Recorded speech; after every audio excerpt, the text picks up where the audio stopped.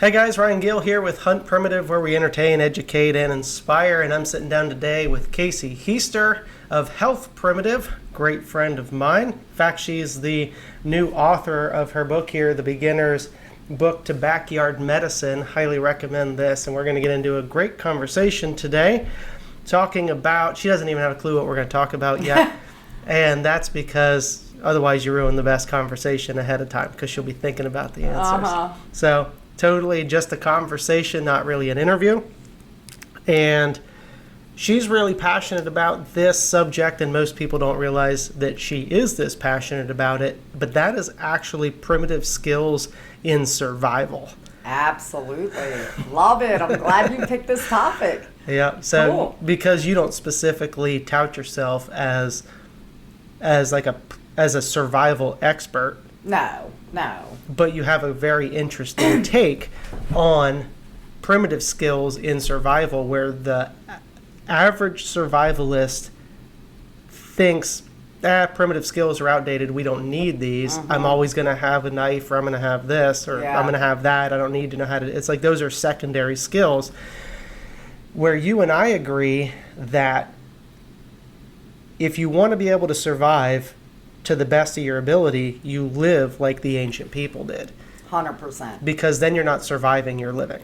Yes, and thriving. Yep. Really. And it's like, so, and some people are like, no, if something apocalypse happened, we'll have metal everywhere and stuff. And sure, that's true, but the earth does go back to itself pretty quick. And then also, I mean, you would never know what sort of situations you're going to be in if you can't get around towns or public settings. Yeah, of because course. I mean, there's always going to be something that pans itself out. But at the end of the day, if you know how to use the Stone Age technology, then it just makes using steel tools that much easier. Absolutely. So they have a saying, I can't probably quote it exactly because I'm not a military guy, but in the military, it's train harder than you need to perform, because in a stressful situation, you're only going to operate at 50% of your capability. Yeah. So, if you know how to butcher an animal with a stone knife, then using a steel knife is so much easier. Or if you know how to saw through wood with a stone knife, again, you're going to actually learn how to preserve your blade better on a steel knife, because it's like you carry over skills that you wouldn't think are relative to it or relevant to it. But they absolutely are. So I figured that you would enjoy this conversation, and I'd be able to just let you riff on some stuff. Yes, no, I do. And I've always said that. And actually that's, I've always been a lover of history and all that good stuff. But when it came to wanting to actually learn the primitive skills, a lot of people, we can read about it all day and it's interesting. And that's, what I did for a long time. But I think as humans, we all have to admit, we don't know. It's a very uncertain world we're living in. And I am a full believer that the life we live now is not real life. Real life is nature. Real life is what we see within primitive communities and things like that. And that's how we lived for thousands of years. So if you know exactly how to go hunt something, and that's one of the reasons I team up with you to even hunt. Hunting with stone tools is not something a lot of women get into, but it's something that's important to me, because if I had to do it, I know that I can do it. And it'd be great to have a gun or a trad bow or even a crossbow, and it's far more efficient and all of this. But well, I guess I can't really even say that, because I've seen the efficiency of primitive weapons. But it's much more efficient to use a rifle, no doubt. And honestly, for anybody that says that, so that's going to get misconstrued too, where somebody's going to be like, if you had a gun, you're going to use a gun. Of course I am. Absolutely. There's no doubt about it. 100%. So it's like, yes. No, I'm not a prepper either, Yes. but obviously I'm prepared. It's like I grew up hunting, fishing, trapping, a lot of stuff using modern materials that nobody's ever seen. Yeah, we're not going to go after people with like stone tools. Yeah, we're not specifically saying that, well, I'm going to use my stone tool stuff because it's better than the steel tools. And that seems to be where it gets kind of like it muddies the waters. Well, that's a good point, though. See, a lot of people don't realize, yes, there will be bullets, there will be steel, there will be all these things. But for how long? I mean, you get people stealing and again, I guess it would all have to depend on the situation, but even bullets, if you weren't trading with people or you ran out of bullets eventually, what are you going to do then? You know what I mean? So it is that knowledge. If you have the saying that I love, and I don't even know if I made it up, to be honest with you, primitive skills are the best survival skills. End of story. Because primitive skills are life skills. Absolutely. If you can use your environment, you have nothing to worry about. And people will say, yes, primitively it took a tribe, to really function as a thriving. It does. Yeah. But could you survive in a situation? Absolutely. If you knew how to use or utilize your environment to your benefit, absolutely. Yeah. It's the best knowledge. So I always say that, and again, I think it gets misunderstood by people when you say that primitive skills are the best skills. And it's like they are the best skills because they're the most difficult. But that's where I think people get confused with it, because you're saying if it's the best, then that means what you're going to use in the moment. Yeah, it's like, the easiest or the most, But efficient.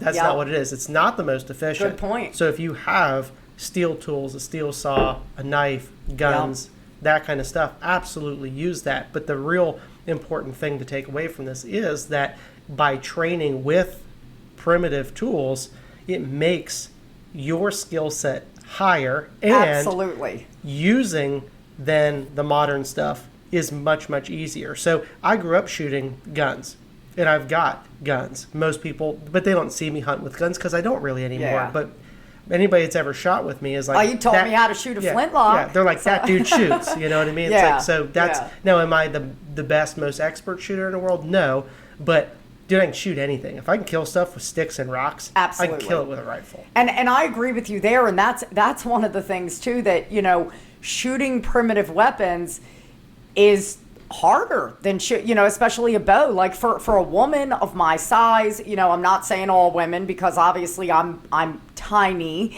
in my weight. So to shoot a primitive bow, it is harder. I could easily go get a trad bow or a crossbow and make my life easier, but I don't want to, because for me it's more honorable to learn the old way. It's kind of like the human way. This is what we were meant to be doing. Not, yes, we have the comforts now, but learning as a human, and then also learning the hardest way, like you said, because if I can shoot a primitive bow and kill a hog or, whatever, I'm a deer, then I can absolutely do it with something more efficient, Yeah.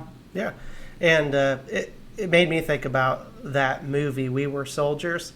I don't know if I saw that. Now, when obviously I grew up shooting and I have guns and all that kind of stuff, and like I said, in a survival situation, apocalyptic situation, hell yeah, we're using all the bullets. I'm not bringing the bows. But having the knowledge is good. Now wait, I might do that just for fun. Yeah, but it would also be good for conserving ammunition if you're going to hunt with something. Yes. Also, noise reduction, sort of that sort of absolutely deal too. People don't think about but that. But it reminded me of We Were Soldiers, where the sergeant major, who was real funny because every time he created this character and it's Sam Elliott.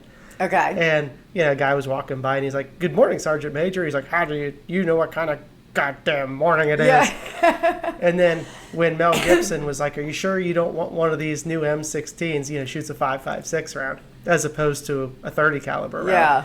And he goes, "No, I don't want. I'd rather have my pistol than one of those, things." Yeah. And he was like, "Are you sure you don't want one of these?" He goes, "Sir, if I'm going to need one of those, there's going to be plenty of them lying on the ground." Yeah, very true. And it's like sometimes very too, true. gun-wise or ammo-wise too. Yep. If you're going to need them and you survive in the moment, there's probably going to be a lot of them lying on the ground too. Well, and I love that you made the point about the noise reduction. That's things people don't realize as well. Even with doing primitive skills, because let's say, fire. Like if you're somewhere like where I live, where it's colder, something happened, are you gonna let yourself be seen with smoke and fire? So again, it's using your environment. How can I stay warm? How can I, do this or that, or build a shelter from this to keep me warm so that I don't have to have a fire to, let people know where I am. So again, all of those things, it's to me, it is the whole, knowing how to build a pot or, gather water or find food, even, trap, foraging, all of the above. Everything that pertains to primitive human life for thousands of years. I mean, that we survived. Yeah. Well, it's also You there you go, primitive skills being applied in a modern situation of saying if you need to have a fire to cook stuff Absolutely. or keep warm, but you don't want to be seen, it's like that Dakota fire pit where it's Yes, underground. exactly. Yep. It's like, so you just go out, you don't have to do that all the time. But you're conscious about it, and it's still... You know what it is Yes. because you've Absolutely. done it. And also, the worst time to have to figure out how to do something is in the moment. Mm-hmm. So I get that all the time. People say, well, if I had to, if I really needed to, I could make a bow and go shoot something. Yeah. And I'm like, I bet you could, because you think you can. That's like classic Dunning-Kruger effect. It's like, well, you think that you could definitely do it because you actually haven't done it. Yes. And then you realize how difficult it actually is to take sticks and rocks, not just to hunt with them, but to build it all. Oh, 100%. Build it all with Stone Age tools or even modern tools. Then go out and apply those skills and actually shoot something with it and effectively kill it. Not just shoot it, oh, I hit it. Because everybody's like, oh, I've seen Hollywood. If you just like shoot something and you can hit it with an arrow anywhere, and they always make that sound, and then it's like it sticks in something and immediately it's dead. It's got like X's in its eyes, and its legs are sticking straight up in the air, and it's dead. And it's like, that could not be further from the truth. Yeah. In fact, there's a lot of like new hunters out there even that will shoot at stuff with a rifle, and if it doesn't drop, they're like, well, I must have missed. And they don't realize that even when you shoot something with a rifle, it may drop. Yeah. But there's a very good chance that it's still going to run into a tree line or whatever, and it's going to die. And they're like, well, I must have missed that one. And it's like, no, it's probably laying in there dead with a perfect lung shot, and you just didn't even realize it. But it's like, you just don't know the things that you don't know. Yeah. And that's terrible. Who would hunt not know how to follow a blood trail? Well, I mean, that's ridiculous. Because people don't know, because they're just getting started. So it's like, it's hard to even follow them for it. Yeah. People that never had an upbringing, that's fathers true. didn't teach them how to do stuff. They're just getting started into it. I've literally seen people say that kind of stuff before. And I'm like, are you sure you didn't hit it? Be like, well, it didn't drop, so I didn't get it. Yeah. And they're like, well, if you hit it, it drops. I'm like, no, it doesn't. No, not all the no. time. But even Hollywood shows that. It's like with an arrow. You shoot something and it's like, it's dead.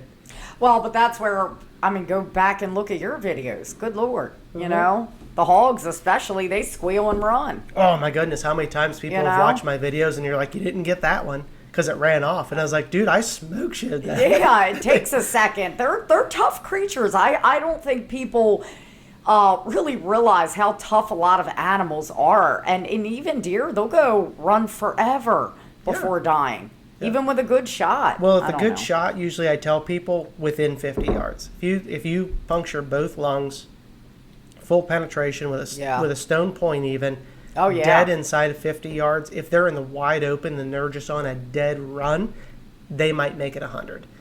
Typically, they don't make it much further than any of that.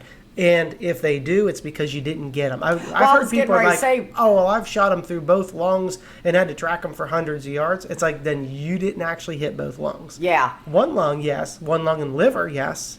Well, and what happens, like where I live, it's dense forest, people shoot, and then they can't find it. So then they, even if they're trying to track, so then they just, I didn't get it. It just ran a different way. Yeah. Really bedded down somewhere to die. Yeah, I get it takes a little while to learn, but hey, I'm still learning. But that's a lot of what the Hunt Primitive channel is really about too, is teaching people these skills as opposed to everybody and their mom does survival stuff. There's no doubt about that. So I've never felt really compelled to dive super deep into it. Like if you watch some of my old videos, I get into survival stuff. But I've grown past that stage. I was doing a lot of that stuff like shelter building, primitive fire. I have several of those videos where I actually teach people a lot of the nuances of primitive fire. But that was like the old me because I've lived that life. Where a lot of people you see influencers now. Yeah, they don't know that you lived off grid. No, a lot of people don't know you're 100%. Or that I spent the first 10 years without YouTube or 15 years without YouTube or social media. And so Yeah. I was just taking pictures and posting it on the internet to teach people this kind of stuff. Yeah. And so they're looking at it like, well, Ryan doesn't know anything about survival because he doesn't post survival content. And it's also because I'm not passionate about it. Yes. I'm hunt primitive. Yep. I don't focus on the survival. No, I agree with that. You're definitely your main skill is hunting. Yeah. You know, for sure. It's like that's the best way that I'm able to really give back. Like I said, there's plenty of other channels out there that teach survival. Yep. So I'm like, let them do that because they're in the proper Absolutely. age of social media Yep. and YouTube that they can teach that to people. Why on earth do I need to do that? But also, we hear this stuff all the time. They're like, well, your first priorities in a survival situation should not be food. And I'm like, correct. It shouldn't be. You don't go in a survival situation and say, I'm going to build a bow and then like you have more of course not. important Absolutely. things. But that's again what all these other teachers, instructors are teaching. But the hardest thing to master, and I love this, I can't wait to talk to Joe McConnell about this in the future too, because he's just so outspoken about this because he's lived it. Yeah, but he's lived it too, that the hardest part, if you watch any of these survival shows, the hardest part is long-term survival in getting food. Oh yeah, 100%. So I mean, once that's you know why all- humans started raising cattle and raising sheep. You know, it was Yep. easier to domesticate and raise your own food. I mean, it's certainly it's a challenging thing to go out and hunt. Yeah, hunting is the it's not toughest easy. part. Yeah. Getting food is the toughest part of long-term survival. Me as a woman, if it was long-term survival for me, I'm a river person. Yeah. I'm going to a river, I'm fishing, I'm making fish traps, I'm making nets, I'm getting shellfish, you know, maybe even creatures along the river. But the river would be, for me, you know, in that situation, that I feel like would be a great long-term survival plan. Well, it's like, and you know a tremendous amount about plants, and that's where we glean off of one another. So, like, Absolutely. I know some plants and all that stuff, but that's not my expertise. Yep. We've done some hunting stuff before, but that's not your expertise. But No. that's why you're here right now. Well, You're coming down for a hunt because we're doing that tomorrow. I know, and that's a good point, though. But the reason is, hang on Yes. to your thought. You're coming down here doing it because it's not your area of expertise, but you're coming down here so you can work with me, so you can get more experience 100%. in the primitive hunting or in hunting in general. Yep. Because it's just more practice. Well, and more I think I experience. said it in the beginning that's why I want to learn. Like, most women are not wanting to go out and shoot, even kill things in general, but shoot them with stone points. It's like, oh, just use a crossbow or use a, rifle. No, like, I want to know that I can do this if I have to. So challenging myself is something I like to do. I think humans should always challenge themselves till the day we die. Yeah. So this is a challenge for me. I Will think- I ever be a hunting expert? Hell no. And I'm almost getting ready to tell you after this I'm done hunting stuff with teeth, okay? but we'll see how it goes. Yeah, I was gonna say that if you were out there by yourself, probably the best thing that you should be hunting is a man. right, to help me.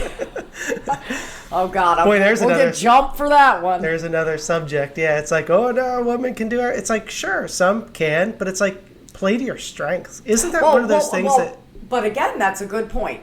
A woman of my size, and this is the truth, we know this. This is why last time I used the steel point.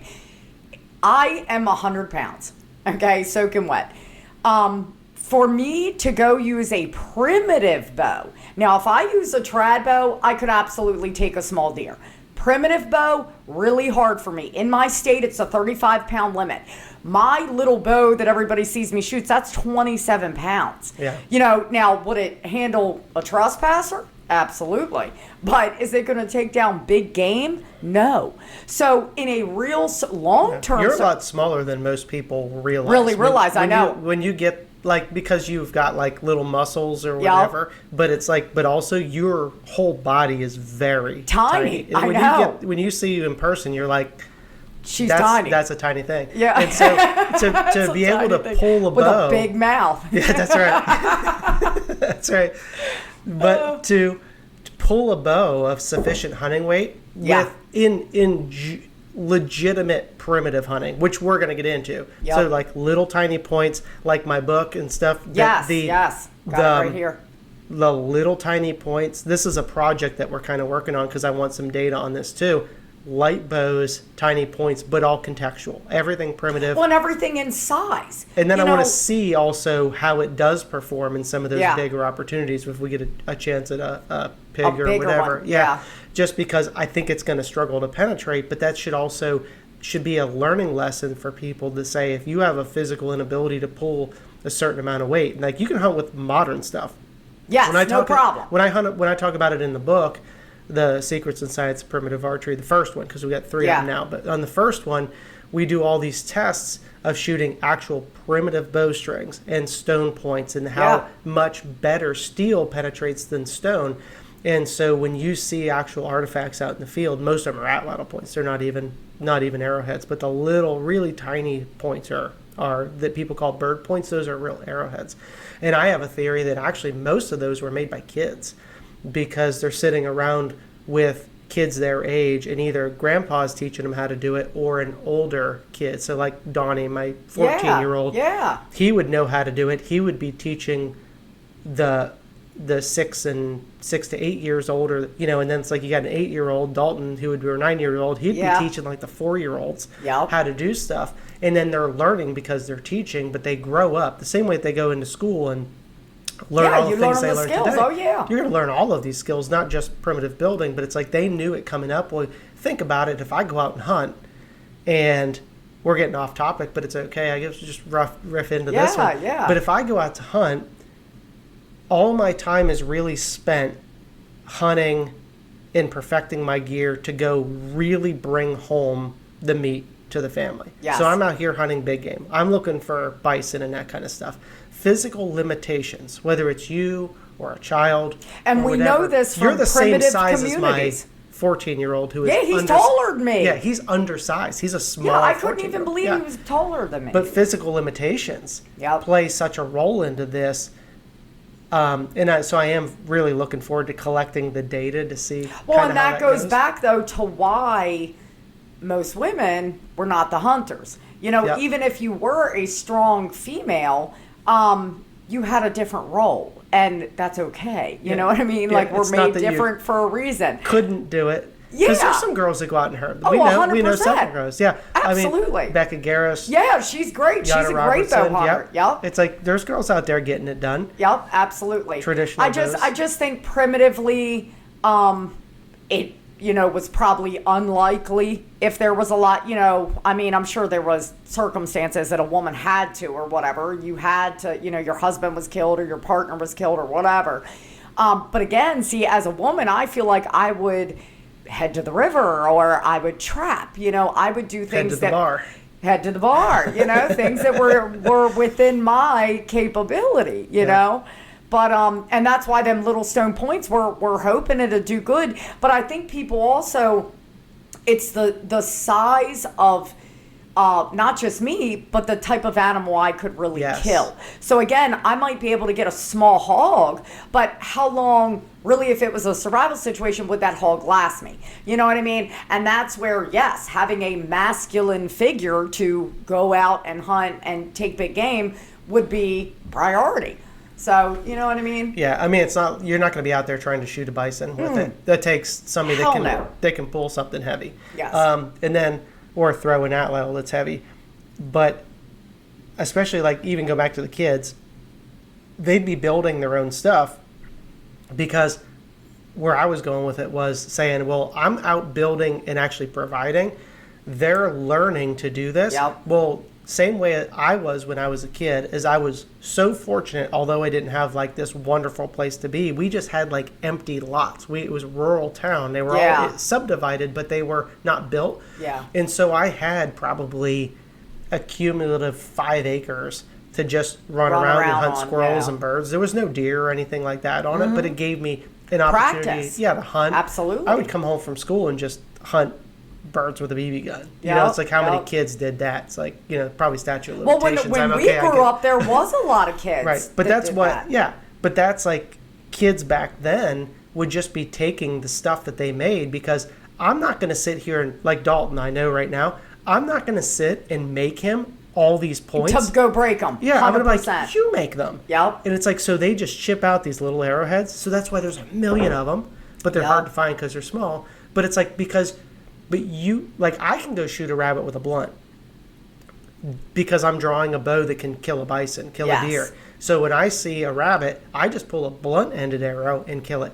He shoots a rabbit with a blunt, it's going to bounce off and it's going to knock. He needs that. Yep. Now also, you take a kid that age, he shoots it, now it runs off. He has to blood trail that. It is a scaled down version of deer hunting. So he's learning to get close to the rabbit. He's learning to see it. He's learning to stalk. Now he has to hit a small target. Now it runs away. He has to blood trail it through the thicket, through the rabbit briars and all that, and then recover it. So it's training them. And so I legitimately believe that a lot of those little points are specifically for that, like kids made those. Grandpa taught them how to do it. That makes a lot of sense, absolutely. And that's something that in this, because everybody that's really been following me. People will think, how would a 6-year point? Let me tell you, where I come from, 3-year-olds drive tractors down the roads. They're backing tractors up and golf carts. And, don't tell me we baby kids today. Kids are a lot smarter and a lot. Teaching them to do it. Yep. You're 100%. That's why when we were little, kids were it was different. We teach them their ABCs now, which is important. Like all that stuff's important. They learn. You take a 6-year-old and an iPad nowadays. Oh, I know. He'll run circles around us. I know. But it's like that's how it is. If they can learn to do that. Exactly. Because if you actually learn flint napping, you don't have to have power, especially if you're just pressure flaking with a little antler time. Yep. Just pressure flaking these little flakes. It's relatively easy. And I remember that when I was a kid, when I was his age, and friends would come over, they weren't really interested in hunting as much as I was, but I would specifically be outside cutting palm fronds and make it fire hardening spears. And just this natural, intuitive sense of I have to make all of this gear for some reason. But it's like, that's what I spent doing. So therefore, I think that's why... you were also probably a strange kid. Oh, absolutely. Absolutely, yeah. I mean, everybody was just like, that's... But I know what you mean. Yeah. I mean, I was the kid that was in the lots building survival, shelters and structures. I was the one talking to the animals and, making potions. But it's like if you put yourself in the position of the children then, all the things that they're riding bikes today and playing with iPads, if their only focus was learning how to life skills, get plants, learning how to go down to the river and collect food, and I bet exactly thing. The boys. Today we value education. I know.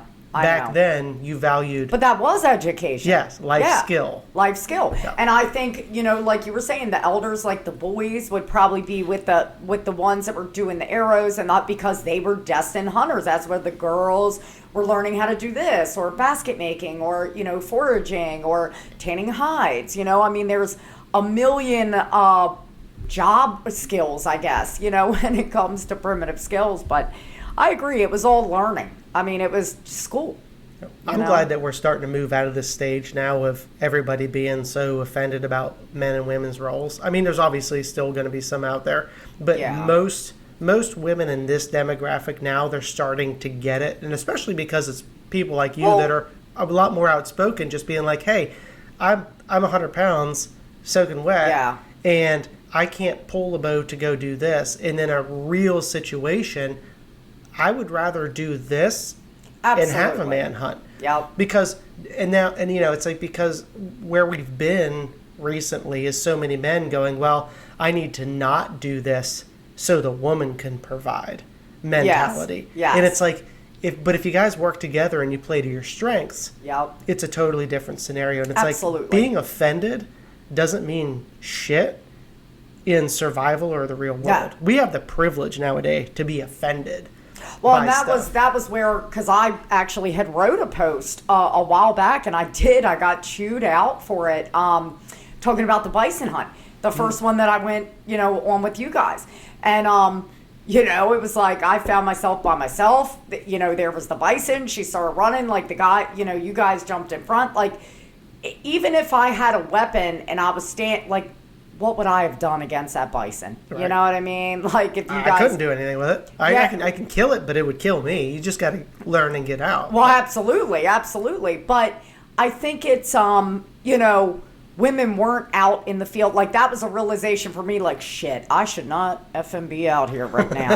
You know, maybe I should. You could see that on your face. Yeah, maybe I should have just, stayed back, But, and I mean, trust me, I am so grateful. And I went on a second one, so it didn't scare me that bad. But it was humbling. And that's one of the best experiences or things that I took from it. But it shows a role, and it's okay to be different. Like, we are created different equally, but different, because the masculine has an important side and the feminine has an important side. And historically, in real life, like you said, when I wrote that post, all these women were chewing me out, and I said, well, if this was 5,000 years ago, and it was you and your daughters in a house, and a bunch of men came and surrounded your house, and all you have is a bow, you don't have any guns, you don't have anything like that, what are you going to do? Like, having a man's protection and a man to hunt and things like that,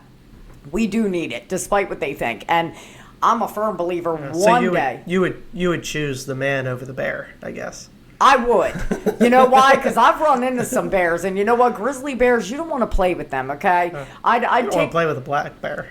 Black bears actually aren't that bad. Dude, they will. Yeah, but if you had to fight one. Oh, hell no. That's what I'm saying. I would take my chances with a man. People are like, I could fight a bear. And I was like, you could not. If it was a little scrawny man, I'd take my chances. You know what I mean? I carry a knife and shit with me. So, but yes, I would choose the man. Yeah.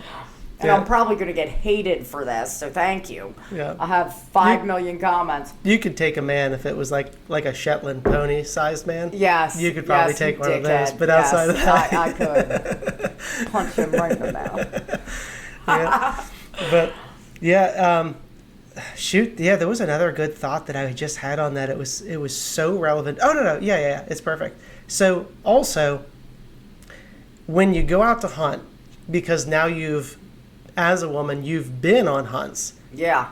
Several now, and you've and seen stabbed how myself. It is. That's right. As well. But the exhaustion afterwards. Oh, God.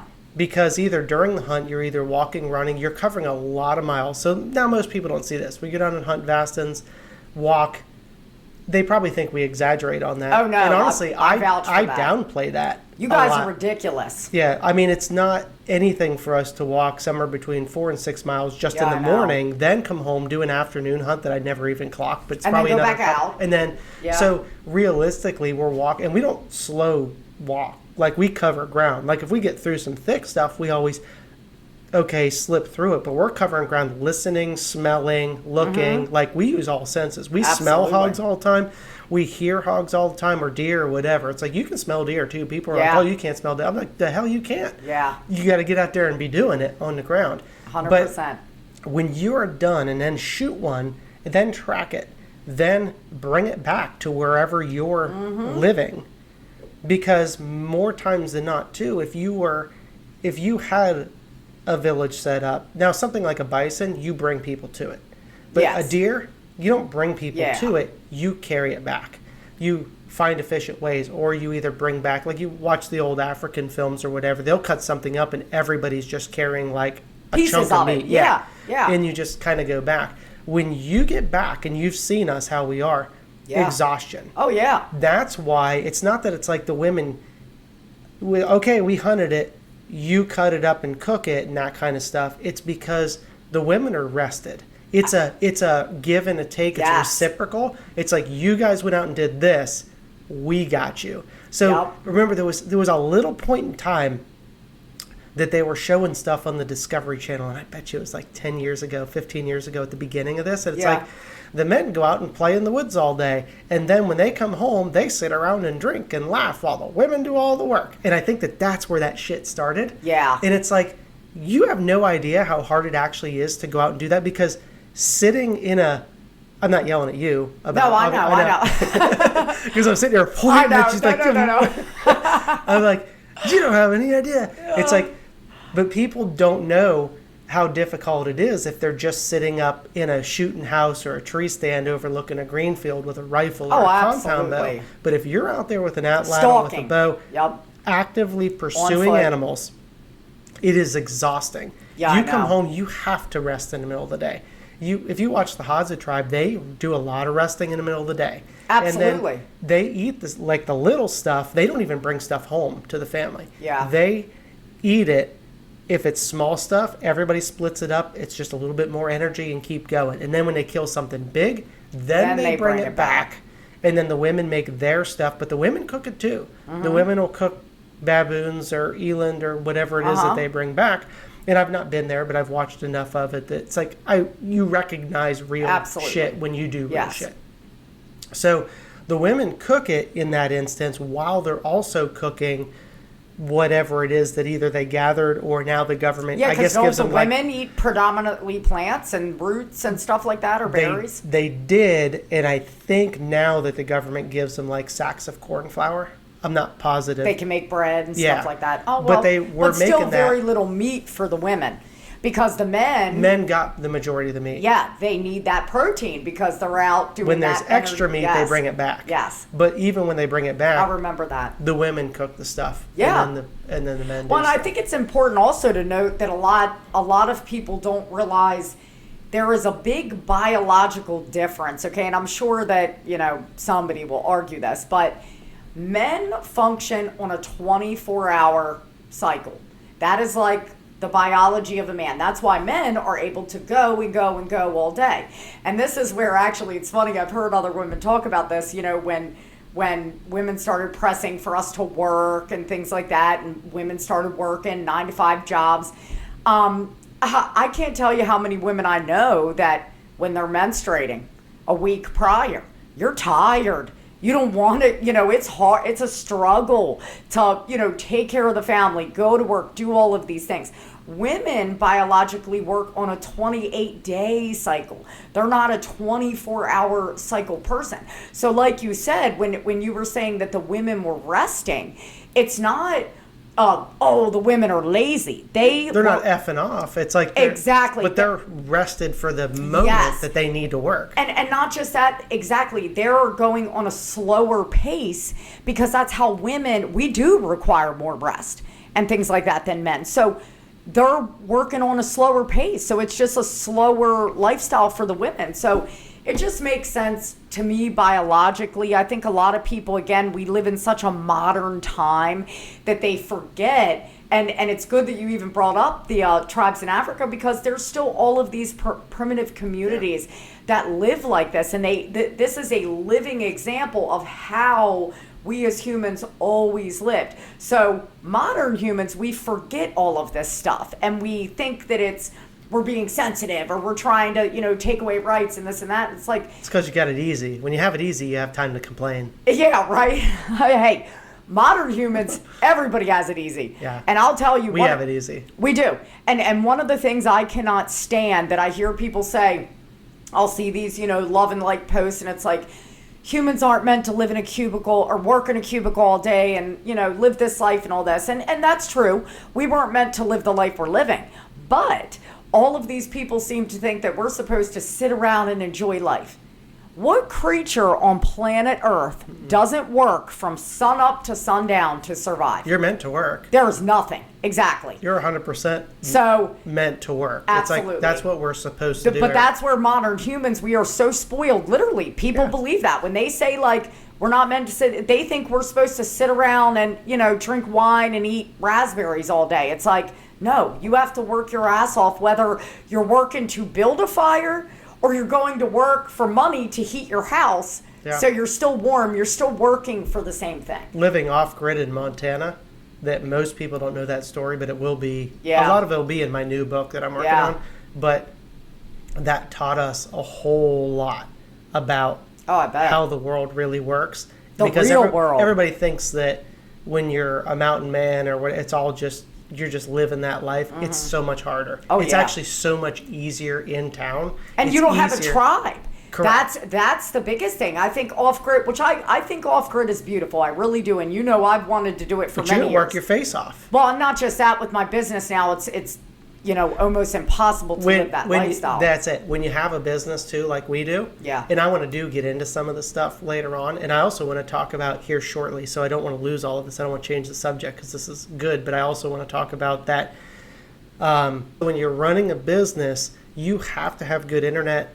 You have to have good facilities, all of that stuff to make it work. Absolutely. And so therefore you realize, that's what I realized in that too, is it's so much easier to be a service to other people when you have services yourself. Yeah. And yes, it's a romantic idea to say, I'm going to go live in the mountains and disconnect from everybody. And I think it's something, honestly, I wouldn't say that everybody should do it, but I highly recommend it. So me and my wife did it 2.5 years. We were on and off grid.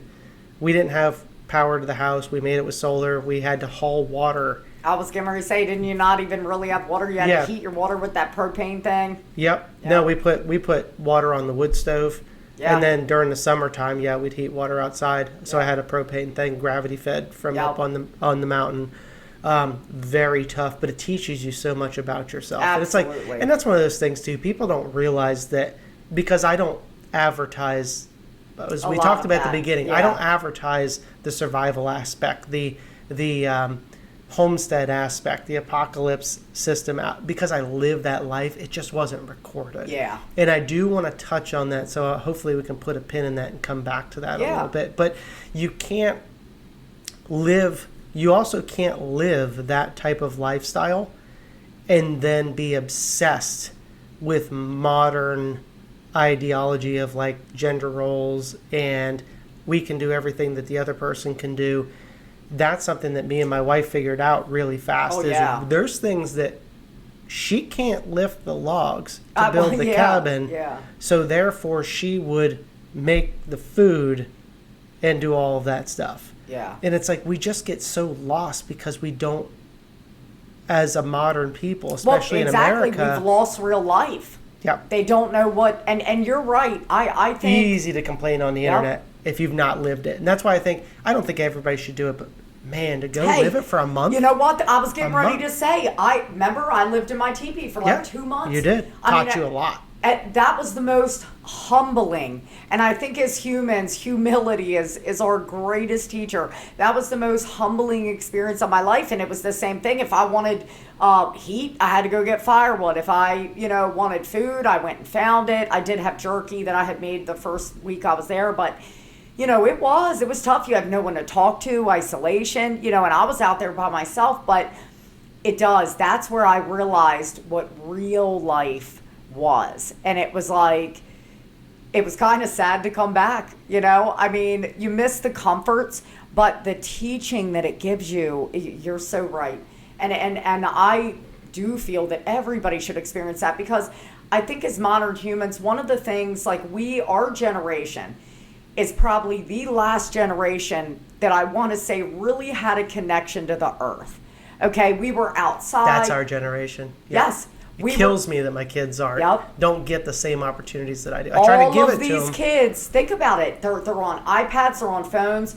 Most children, anyway. I mean, my kids, your kids. It is important that they know how to do it, because that's the way the world's going. Yes. So I have that difference, and I'm like, my kid needs to know how to run that, because that is the future of the world. And I think it's a balance, though. But it hurts my heart that they don't get to live the same life that we did playing in the creek. I'm opposite. I kick my kids outside. I'm like, you get your asses outside, and they do. I mean, they go tubing in my creek and find mine worms. do too. But, I know, but I also see the value of technology, because that's they the do. world that they have to know it. Yeah. But I think it has destroyed our connection with the natural world. It has. The children don't care anymore about a world they don't see. The world to them is the technology. Virtual. Yes, it's a virtual, world. So the trees and the animals and the dirt and the rain and the lightning, how is this made? All of these things doesn't matter anymore, because it's all on that phone. And us as adults, it's even easy for us to get very carried away on the phones and the tablets and this lifestyle. Yep. I mean, you can scroll for hours, but we at least still remember, I think, and that's one reason a lot of people our age, we try to raise our kids like that. But ultimately, it's such a losing battle, and I really think that's the problem. So going back to making everybody spend 30 days, any amount of time, even if it's a week, living in a tent or surviving, and see what the real world is, because that's the only saving grace, Otherwise, the natural world and our connection to it is going to be gone in not even 2 generations. Yeah, I agree. It's sad. It's like all the new stuff is important, but you do have to still find a way to connect, to enjoy it. And maybe it's just more important to us because we lived it.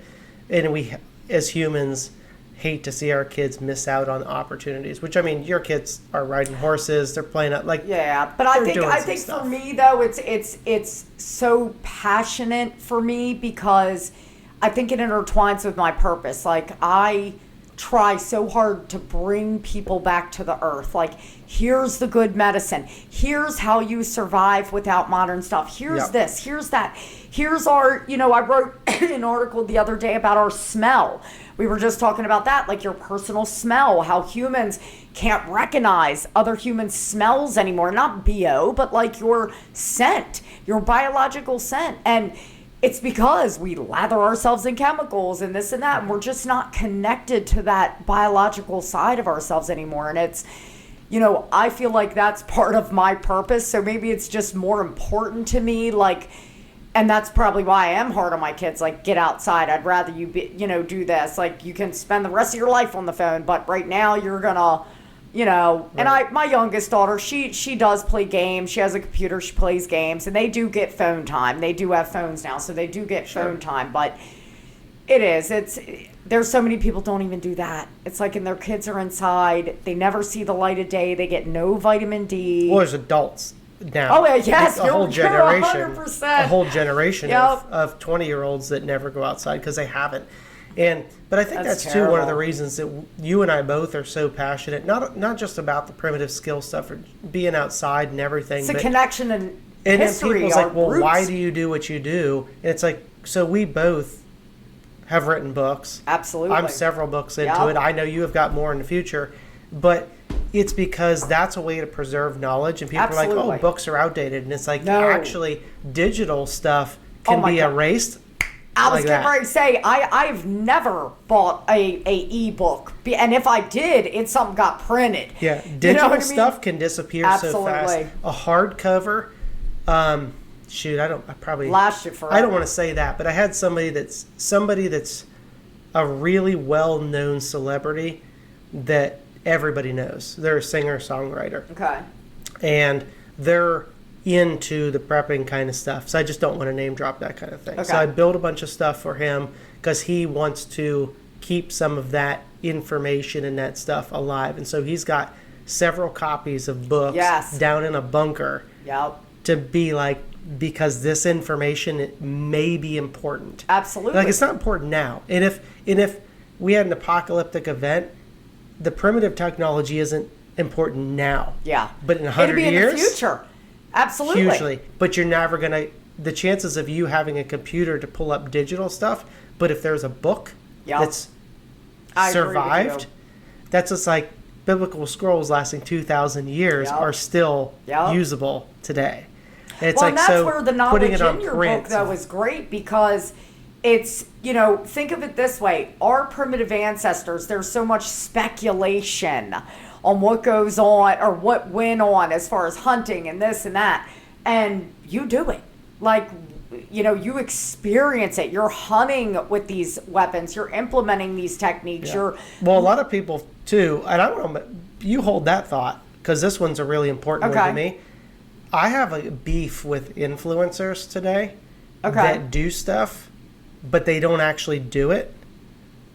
But 100%. But they do it for attention and views, but they actually give really bad information. Well, that's and you and I both see that because you have people in your community. And it's like, how do you even, in a digital world, how do you even know where to get the good information from? Because some of these people paint it to just look like it's so easy. Yeah. You just walk in the woods, you scrape this, you put this together, you shoot a deer, you're eating. It's good. It's so hard. It's so hard. I know. Because, and it's like, and I don't want people to look at it like it's so hard, like I'm gatekeeping, like they can't get in. Like you can't, I can do it, but you can't do it. No. I write the book so people look at this and say, this is actually far more complex than I realized, because modern influencers today, fake it till you make it is at a higher level than it probably ever has been. Oh, absolutely. Big money guys talk about like the Instagram accounts all the time. Like, oh, I'm just renting a jet and posing with it. It's like the literal fake it till you make it crowd is getting bigger and bigger and bigger. But we see it now in primitive stuff too. Oh, yeah. And I'm not saying that everybody's fake, because there's some good folks out there doing some good work. Absolutely. But there are some folks that are straight up fake. Well, yeah. And that's where, though, it's good. I mean, not only do you have the book, you have videos showing people. And again, like, you know, they show it's not easy. They show what happens when, you know, a pig is hit and, you know, you can see it run. And then if they watch the video, they will see you recover the pig and all of that above.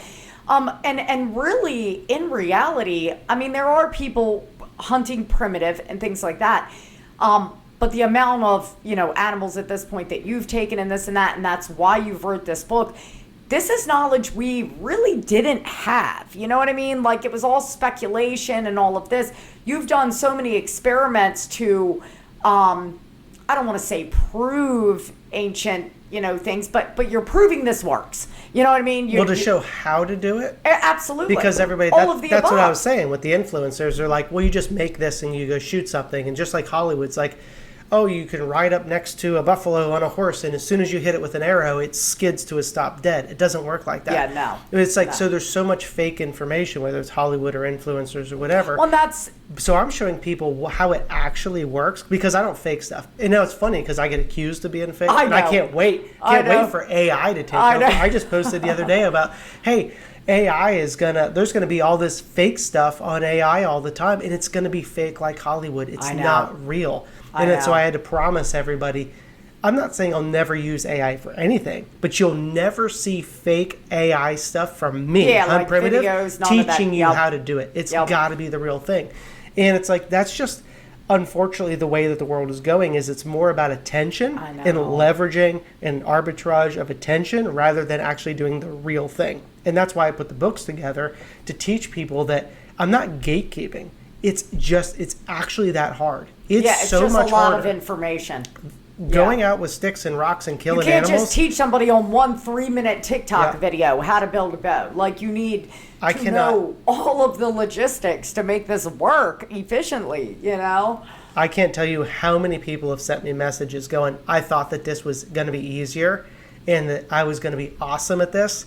And then they go do it. Yeah. And then they have that oh shit moment. Yeah. Because it's not easy. And it's like, and I don't want to discourage anybody from it, because I want them to do it. But going back to the point that you made about one of the reasons, I don't remember the exact phrase, but it stuck in my head, is what was the reason that I decided to do this? Is because when I wanted to do this, there was no information out there on how to actually do it. So this was before YouTube. This was before social media.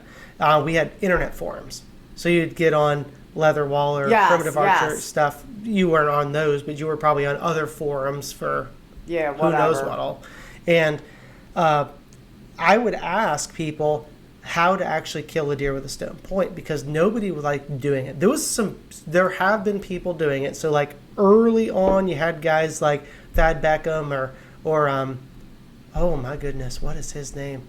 Donnie Collins. Haven't talked to him. He died a few years ago. Yeah. I was never introduced until actually I got going, sort of deal. Because it's hard to find people too. On the internet. 100%. So just on the internet, there's Nobody just no wants to information. Do it. So I'm asking, and I either felt like people were gatekeeping it, they wouldn't tell me how to do it, or they didn't know how to do it. So I made a promise to myself. I remember it like yesterday. I remember where I was. I was like, if I ever figure this out, I'm going to teach everybody so they know how to do it, because it fascinated me so much. Yeah. So I've just been writing the books, and it's like most people, they're like, we don't need this knowledge. And I'm like, you're right. The average person does not need this knowledge. Yeah. Most people do not. But is it not important to still catalog the knowledge? Well, not just that, it's our history as humans. I mean, because give you a lot more respect for Native Americans and 100%. to know how hard it is. Oh yeah. I mean, to not only have the information of this is how you do it, this is preserving what humans back then couldn't leave us, a book. They didn't leave us a YouTube video. And it wasn't really until that we started having this kind of information, truly available. And it took, like, I'm sure you'll admit, experience and trial and error and screwing up and, humbling and all of the above. It took 20 years of failing to figure out how to really do it. Yes, to figure it out. Absolutely. So it's not a one and done, and I mean, you'll always learn about it. I mean, there's things. Oh yeah, I don't know everything there is to know at all. Same with me with plants. It's like I tell people I know the that's tip when of the you know. iceberg. That's when you know that you actually know something, is when you're like, I actually don't know that. Yeah. And it's like, but It's I've the got truth. show how thick that book is there. I love it. It truly is a great book. And that's one of 3 about primitive skills. A lot of good information. A lot of information on that kind of stuff. But it's like, you can't write a book that's that thick that doesn't have repetitive stuff unless you know some stuff. I have years invested into this. Absolutely. And that's why if there are people that, like me, again, I didn't get into this because I was so passionate about archaeology.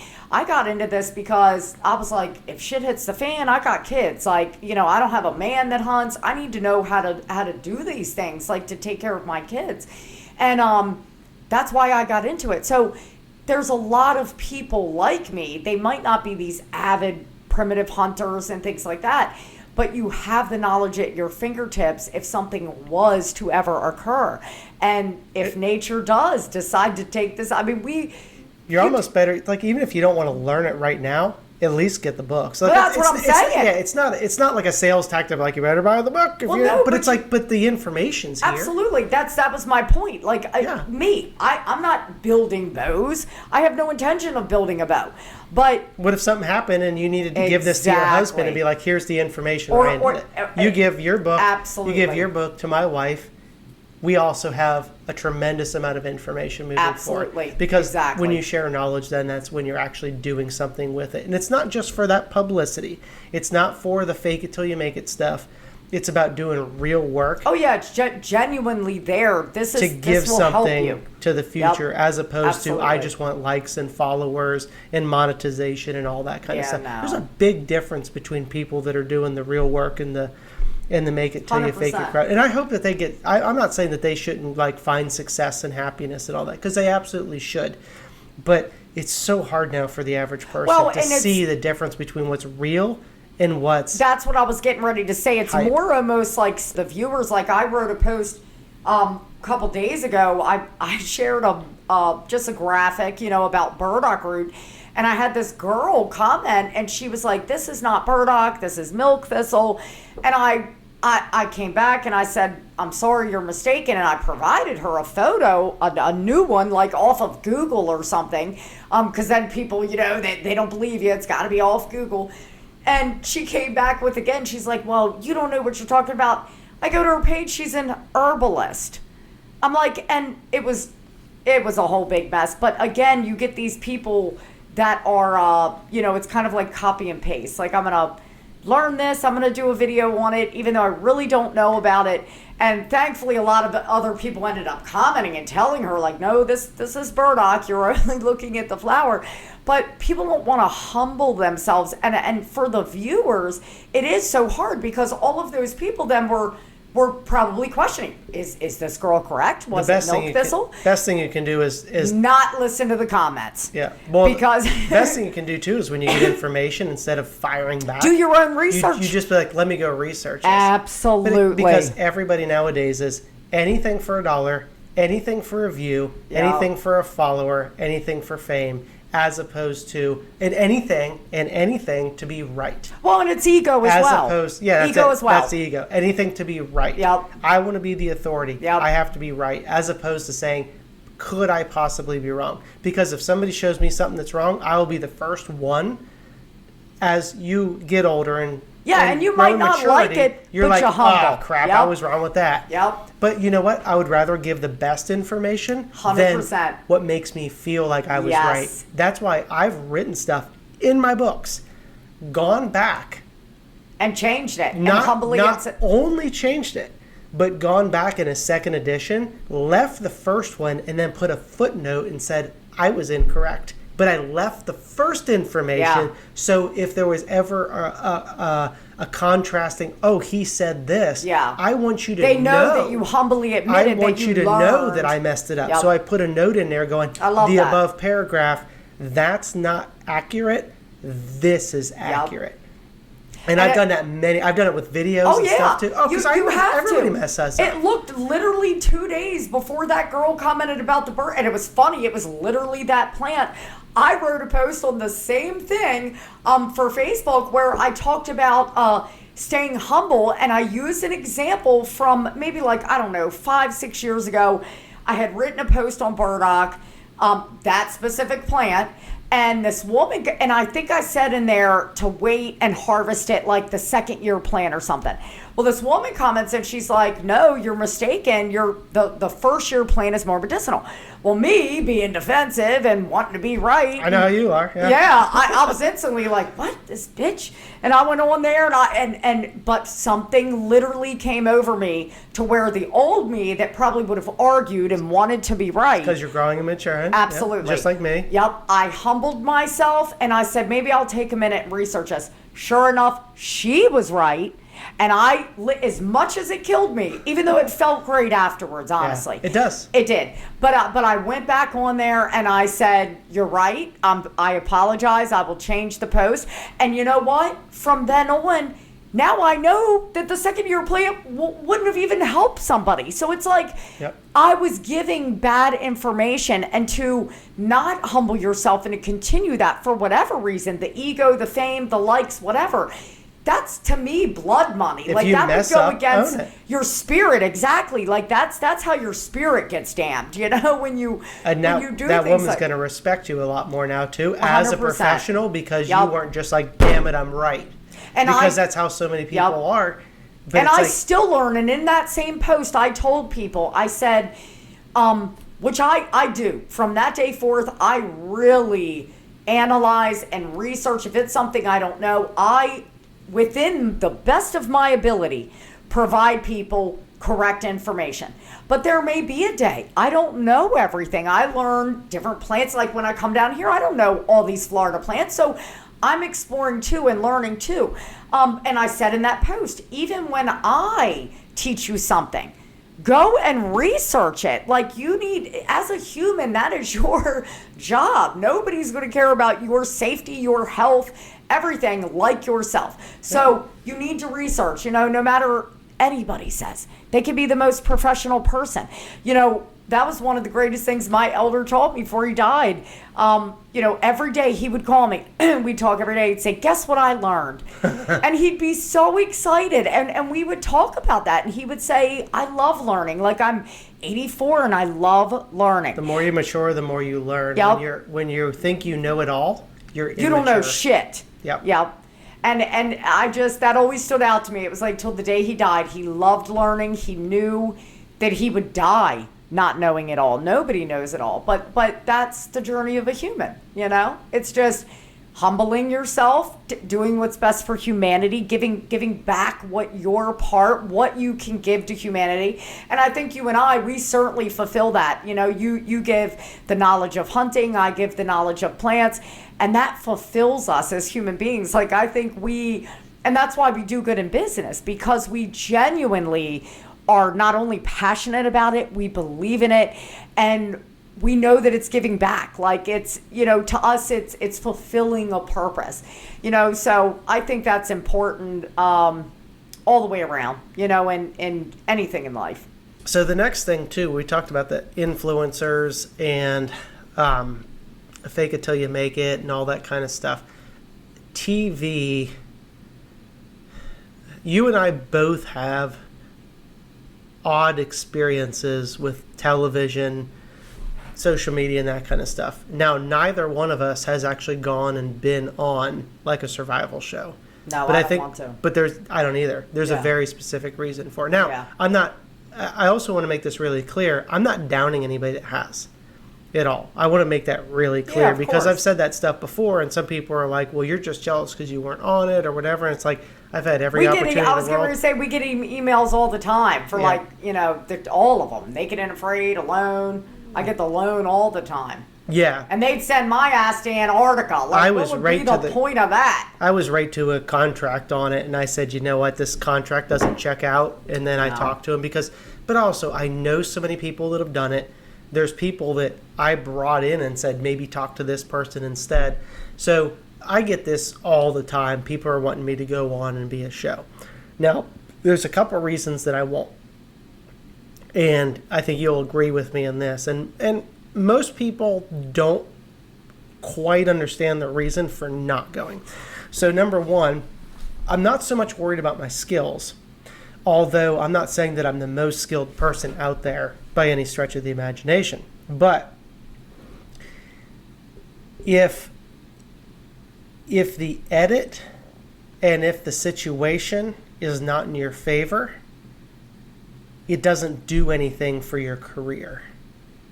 You know what I mean? So imagine going on a big show, getting a bad location, getting a bad edit. Oh, absolutely. I mean, I don't want to point specific fingers, but people could probably figure it out. There's the one specific show that they always make the man look weak so they can make the woman look stronger. So that's normal. That's normal.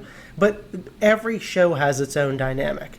Well, right? It's about drama. Well, it's not about survival. You're right. And it's not about education. Now, Alone, I would say, is probably about some knowledge, but there's definitely the drama aspect in it. And I'm not saying that anything in there is faked or anything like that. Oh, no. I think that's the one that's the most realistic one. I think so. They drop them off. But you still are in a location that's not ideal. Well, I was getting, yes. It's, okay, you're let's in a use resource-poor location. But they do that. And then you can't leave. That's what people don't realize. And see, this is exactly why a lot of times it hurts people's careers, to be honest with you, to go on those shows. And it's because, and we'll use a great example, even myself, I humbly admit, I am used to foraging, East Coast, up and down the East Coast, Appalachian Mountains, things like that.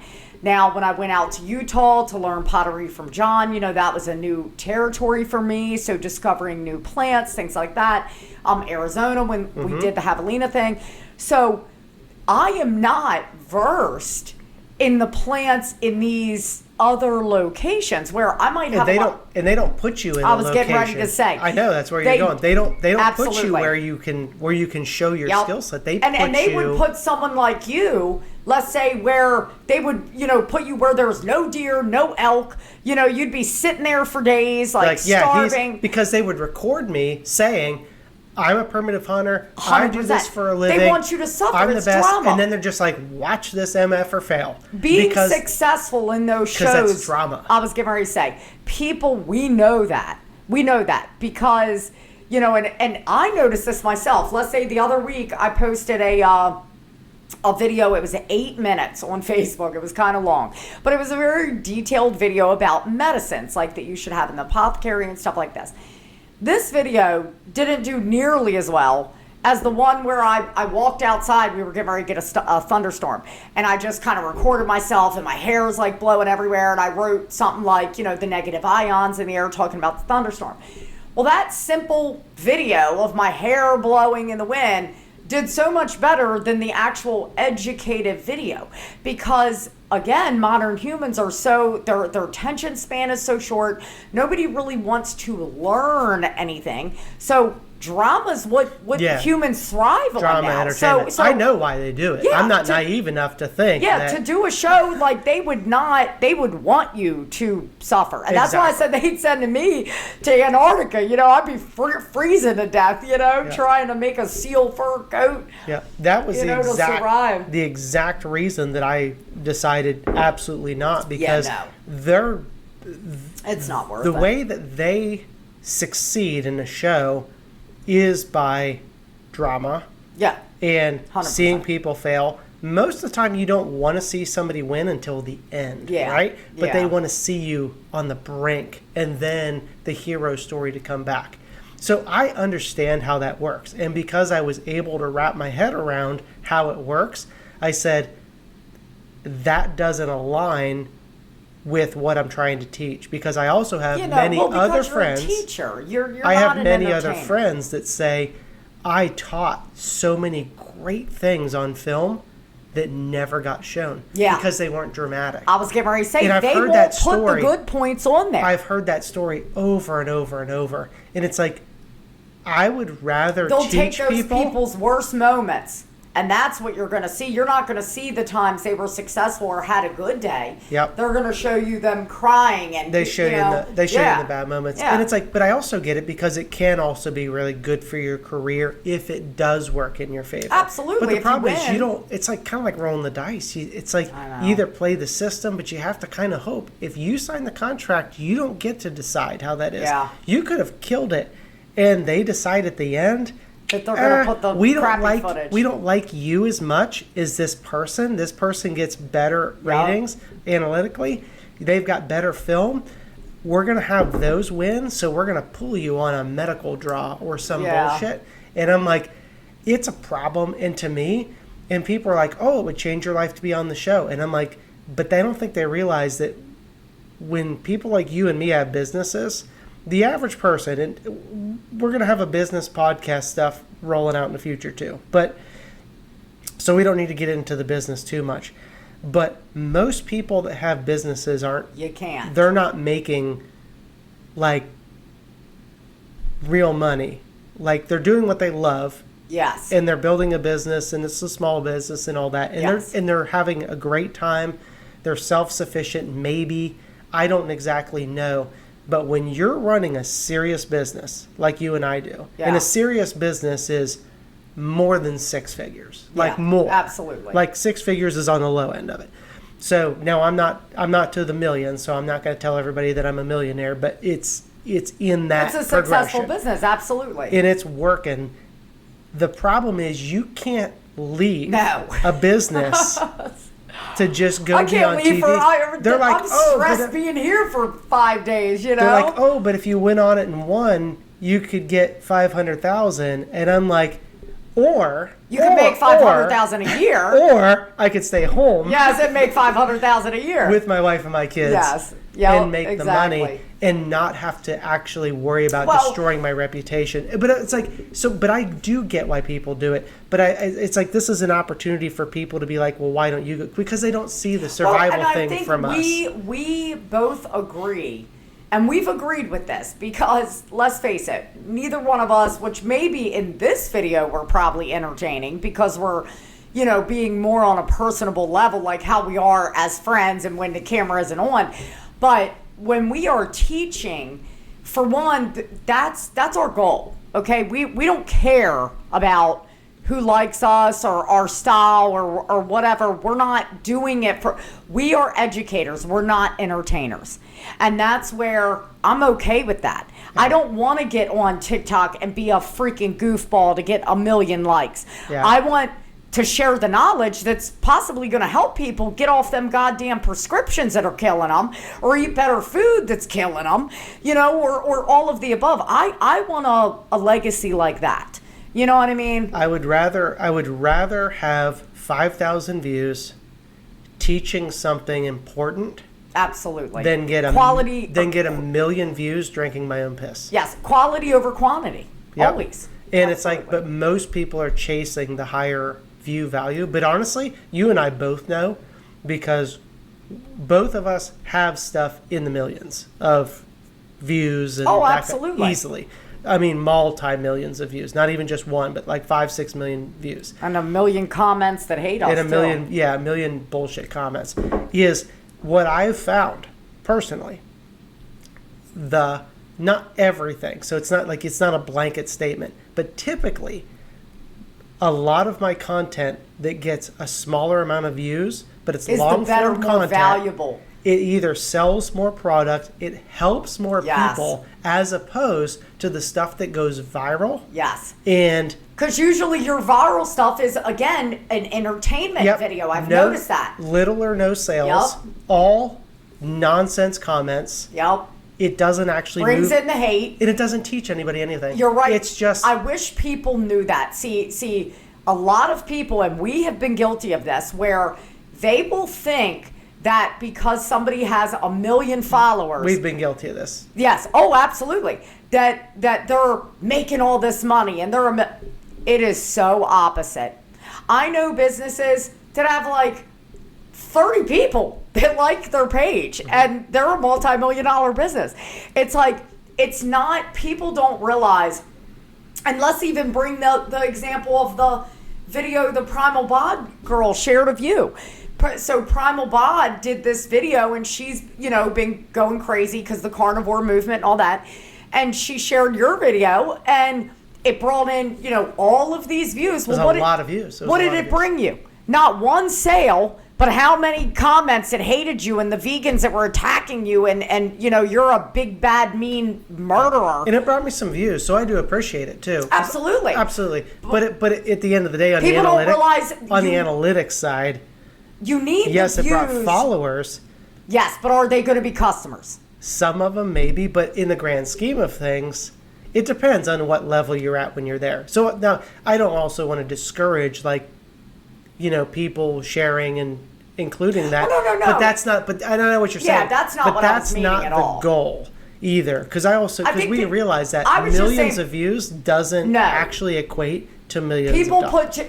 People put too much. That was the point I didn't want to make it sound like we were throwing her under the bus. Oh, no. Her, no, not at all. Her sharing it brought new followers and everything. Absolutely. But it has value. Yes, but again, it was from your perspective. But the average person is okay. It was an entertainment video for that. I think this is where we were going with this that I didn't catch on at first. Yeah, I'm like, you're confusing me now. Most people are like, if I could just get somebody that's got millions of followers to share my stuff, I'll be a millionaire. Yes, no, I'll make exactly. it. Because I was once there myself, and it was like I would reach out to these people and just be like, "Why won't you share my stuff? You're just greedy. It's all to be." It's like if you share, it's like because they know that I can share your stuff to 5 million people, and it won't change your life. No. You can get millions of views. It will not change your life. And it's sadly, I do the same thing. If I share somebody's stuff or promoting it, the views are very low. And the point that I was making with that is it did bring you views and it did bring you followers. And the followers do equal potential customers in the end. But it's like a 1% to 2%. I was getting ready to say, I think people don't realize when you get a lot of views and you get a lot of new followers and all this, a lot of times it doesn't equal always what you want. Yeah. You know what I mean? It's not always the end goal. Having that quality over quantity, like sometimes less, the people that want to learn your education.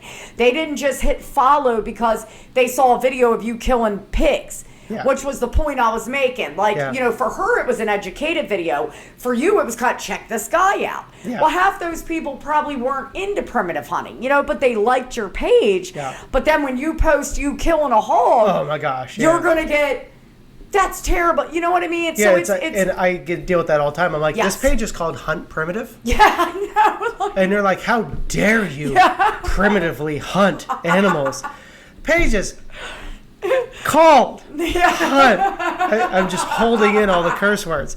The page is called Hunt Primitive. Oh, I'm sorry that primitive hunting offends you. Why are you on follow this page? It's like I click on them. I'm like, you follow this page. But are you insane? But it's those entertainment videos. Yes, because they're like, oh, well, he probably doesn't actually do it. Yeah. But then when you do actually do it, they're like, oh shit, this guy's for real.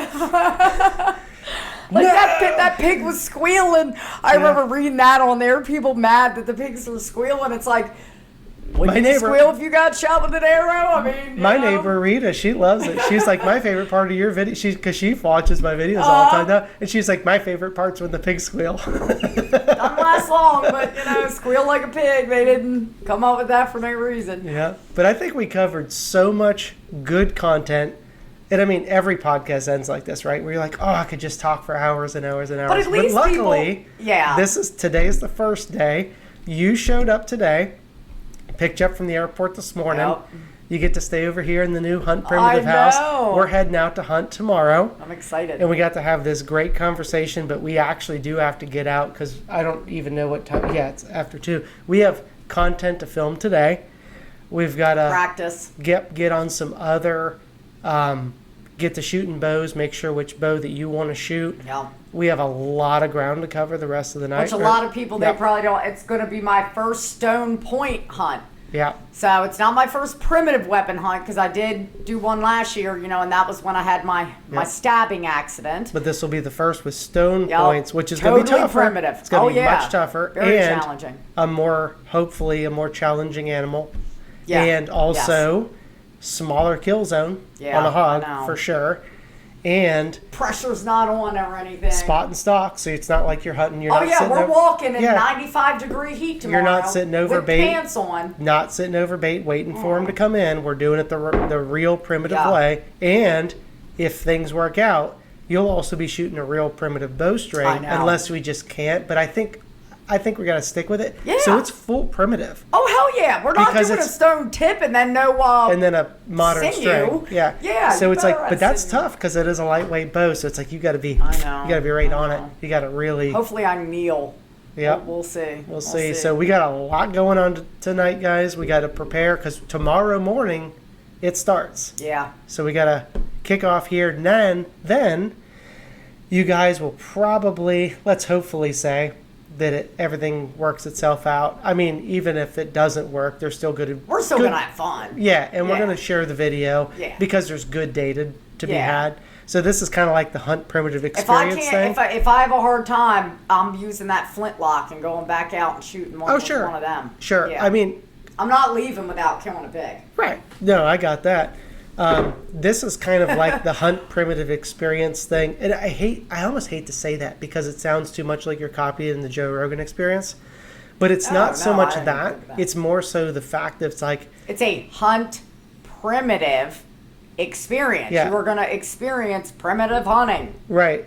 But it's like, to me, if this works out, we'll see how the crowd likes it and all that we bring folks in like you. Some folks can pay to be here. Others that have influencer platforms have an opportunity to come here, possibly. There's no guarantee. Depends on the situation, obviously. Things have to work out, have to jive with the person. They got to be pretty serious about it. And then people that maybe aren't as well known do have the opportunity to purchase the experience. It's not about making the money. It's about covering costs, and the shit's expensive to put on. Oh, I know. I know. But show up, we do a good conversation, and then we go hunt. See, like, nobody really does that. Most it's like podcast kind of stuff or whatever. I don't care. Before and after. I don't care about doing a podcast. We should have did a before and after last time. Well, yeah. And so we probably will get an after podcast. Yeah. That's what I'm kind of looking for. We also have a business. Yeah, we're going to do another one because we got like 5 days we're going to spend together. So we got a lot coming up. Yeah. We're going to cram as much of that in as possible. But I tell you what, I'm really excited. And I hope this does work. And I always follow the analytics. If people like it, they like it. And if they don't, they don't. We won't do it. But I like the idea of doing this Hunt Primitive Experience. That folks can come in. We can talk about primitive hunting stuff. We can go do an actual hunt using the experience that I have. I help everybody as many ways as possible to be successful. And then come back, we can talk again. And then also people that are in the business sector, we talk about entrepreneurship excelling in business in the outdoor industry. Absolutely. And so this hopefully ties all in. I have no interest in doing, I'm not saying I'll never do it, but out of like not in-person podcasts where everybody's just Zoom calling, they got to come here. If we're going to do it, we're going to sit down and we're going to do it like this, and then we go hunt. You can't be like, oh, well, we'll just talk about something. No. You want to do it? That's the Hunt Primitive Experience. The Hunt Primitive Experience is you come here. Yes. You sit here in this house. You have the whole guest house to yourself. We do the podcast. Next day, we go out and we hunt. Mm-hmm. Next 2 days, we go out and we hunt. And we work really hard, and we work our faces off to get successful kills. And then if we get an opportunity to do another cast after that, we will. If it's business related, we can do it. So maybe this has something that it works towards in the future, and maybe it doesn't. I don't know. I think if nothing else, gotta see what the market wants. Get a little taste of how we are not being, because I get told every day I sound like a news reporter, but here they probably can hear my ghetto Baltimore accent, where I'm like a little more relaxed and not as serious. And, it's, I think it was fun. This was fun. I think we covered some really good topics. We're probably going to get some. I don't care. Some shit. I honestly well, don't care. You think I give a shit either? No. I don't care. Anybody that's kiss my ass. Thinks that I'm worried about their opinion on it, it's like go do it for yourself. You don't know me very well. I don't care. Yep. And that's one of the things you and I did talk about this before we let this go, that because you know that you were coming down here to hunt and all that, and how hard it is for somebody with your physical. I know. Because you're so small, so it's gonna be tough. I know. But if you can, we don't know what's going to happen yet, because this is like tomorrow we hunt. Everybody's like, you're saying that because I don't know. Yeah. But if you could come down here and get a kill, a lot of people could. Because hell yeah. Because I've got the. If I could do it, yes. I mean, I'm the size. You'll have opportunities. I am literally the size of his 14-year-old son. Like, if Ryan can help me go kill a hog or whatever, we'll see. We're aiming for a hog. But, I'll shoot a rabbit. I don't give a shit if I can't get a hog. But we're aiming for a hog. But if you can coach me into that. We're not even sure that the bow's actually strong enough. Yeah. This is still data. Yeah, we're figuring it out. It really is. And I certainly am going to do my best. I'm a very instinctual shooter, I'm not like a stance and all of this kind of person. So I am a little nervous. Usually I'm a target shooter, it's like I'm not put under the pressure a lot. You're going to get an opportunity to show people what it's like to actually hunt primitive. Yeah. Not just say, I could do it if I needed to. Well, I've already been. Because it's not. You've done it. I know you've done it. I tell them no. You probably couldn't. But it's like But here you are raising the bar. You're going to be hunting with stone points as a female, a small female, and a sinew bowstring. Hopefully, probably, most likely. Yes. We're not chipping out. Just unless something happens with it, but for the most part, yes. And real primitive hunting equipment made by here, on foot, HuntPrimitive, on foot, stalking. Yep. And so it's a big difference is sitting in a blind and shooting something over a water hole or whatever with a compound bow or But you know what? whatever. I'm grateful these have Genuine been my hunts. hunting experiences. Yep. Because I've never been that person. And I'm scared of heights anyway, so I'm not sitting up in a tree saying I'd much rather do this, And it's tougher. I know. Much tougher. And I'll tell you that, though, it's like this is what I want people to really get from it if they really want to do it. And I'm not even trying to sell it to people. Because honestly, I'm not, you know me. I know, I'm you don't not really care. Real big into like the public. Yeah.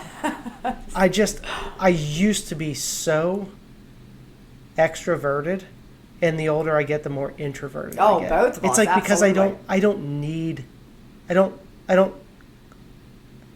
I don't seek the notoriety anymore. But you like helping people. And yes. I think that if you had an opportunity to and if somebody's serious about coming. Someone really wanting to do it and like, I really want to learn. If they've got a good attitude and they show up and they're willing to listen and learn. You would light up. Even if they bring their gear and I'm like, this isn't going to, because I'm hard on people too. I'm really hard on people because I want to see them win.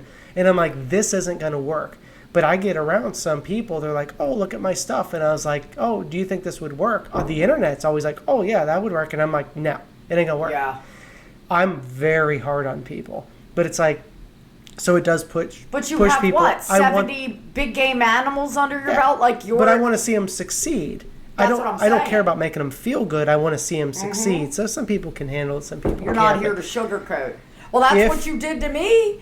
Remember when we originally, when I was going to hunt with the deer, you were like, sorry, not trying to be mean. You don't have the ass behind you to get. It ain't going to work yet. Yeah. We're trying to figure it out. Yeah, well, no, but we're also going for something smaller. The rule still applies if I tried to take a deer at home. Yeah. I would most likely still need a steel broadhead. Yep. Or we're going to collect the data and see let's hope. That would be cool. See if it actually checks out. Maybe just shoot like a yearling, kind of a thing, something smaller. Yeah. But that's what that's all about. It's just data collection and seeing what we can do with it. But I think it's like I'm not trying to make a pitch on the HuntPrimitive Experience because honestly, it's like part of me doesn't want to do it, But I am so passionate about teaching this I to know. people. When I said earlier on, before we close this down, because we're right there, is when nobody had all of this information out there, and when we talked about the forums and all of that stuff, I made a promise to myself that anybody that wanted to do this, I would be willing to teach them everything that I know about it. And I've stuck with that. Some people appreciate it and some people don't care. And I don't care about the people that don't care, that they shit on it or whatever. I don't care.